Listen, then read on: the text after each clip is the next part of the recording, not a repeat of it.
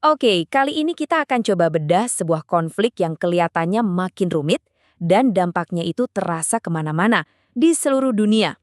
Kita mulai dari klaim resminya ya. Setelah 17 hari serangan udara tanpa henti, Gedung Putih keluar dengan pernyataan yang sangat percaya diri. Mereka bilang Iran sudah benar-benar dilenyapkan. Tapi anehnya nih, di saat yang sama, Iran justru seolah-olah punya kendali atas harga energi dunia. Nah, ini kan kontradiktif banget. Inilah yang mau kita telusuri lebih dalam. Apa sih yang sebenarnya terjadi? Jadi intinya itu ada di sini. Ada jurang pemisah yang sangat besar antara retorika resmi dengan realitas sesungguhnya di lapangan. Coba deh kita lihat perbandingannya.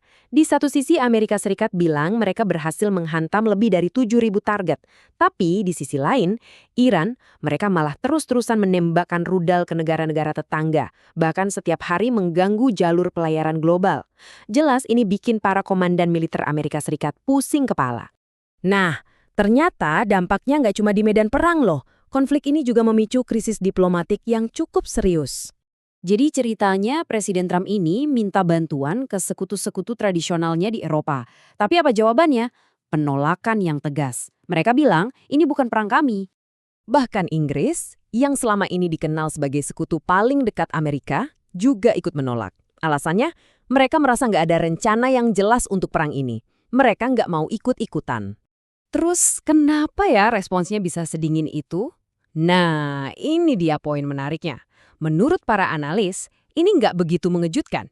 Ingat kan, selama bertahun-tahun sebelumnya, Presiden Trump justru sering mengkritik sekutu-sekutu yang sekarang ia mintai tolong. Jadi, ya responsnya bisa ditebak.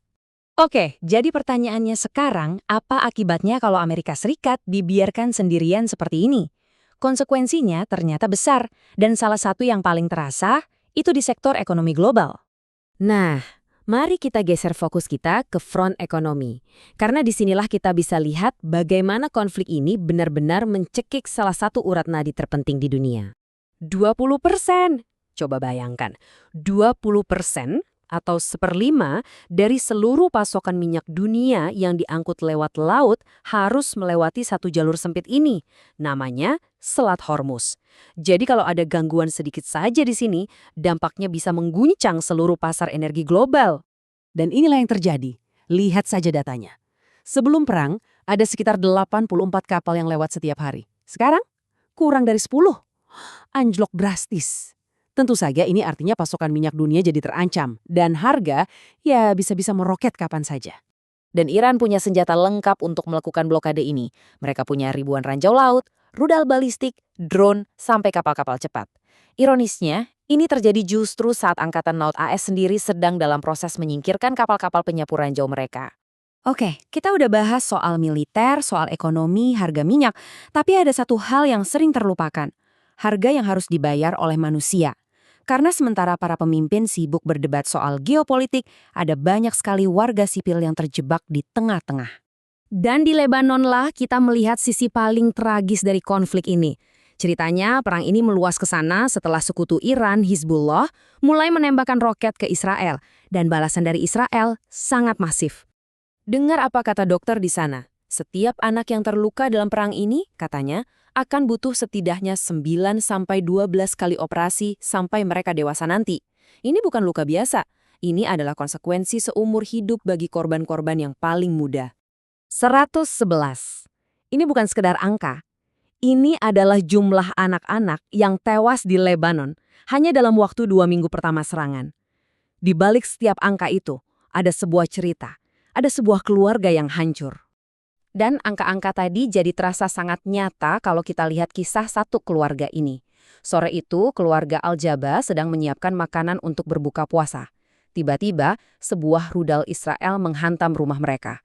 Zainab yang baru berumur 11 tahun tewas seketika. 3 kakak perempuannya selamat, tapi dengan luka-luka yang akan mengubah hidup mereka selamanya. Semuanya hancur hanya dalam hitungan detik. Melihat semua ini, taruhannya kan tinggi sekali. Seharusnya ada dorongan kuat untuk berdamai dong. Masalahnya, setiap pihak punya definisi kemenangan yang benar-benar berbeda. Jadi, ya, mereka menemui jalan buntu. Kita lihat saja, Amerika Serikat maunya harga energi stabil.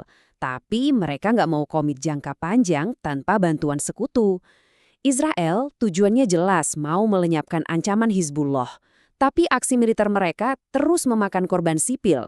Sementara Iran, mereka mau jaminan keamanan, tapi baru mau berhenti menyerang kalau ada jaminan itu. Jadi semuanya saling tunggu, saling kunci, nggak ada yang mau mengalah. Ini yang membuat kita semua bertanya-tanya. Kalau semua pihak punya definisi kemenangan yang berbeda-beda, lalu bagaimana perang seperti ini bisa berakhir? Pertanyaan yang lebih mengerikan lagi adalah, berapa banyak lagi korban jiwa yang harus jatuh sampai akhirnya sebuah jawaban atau sebuah jalan keluar bisa ditemukan?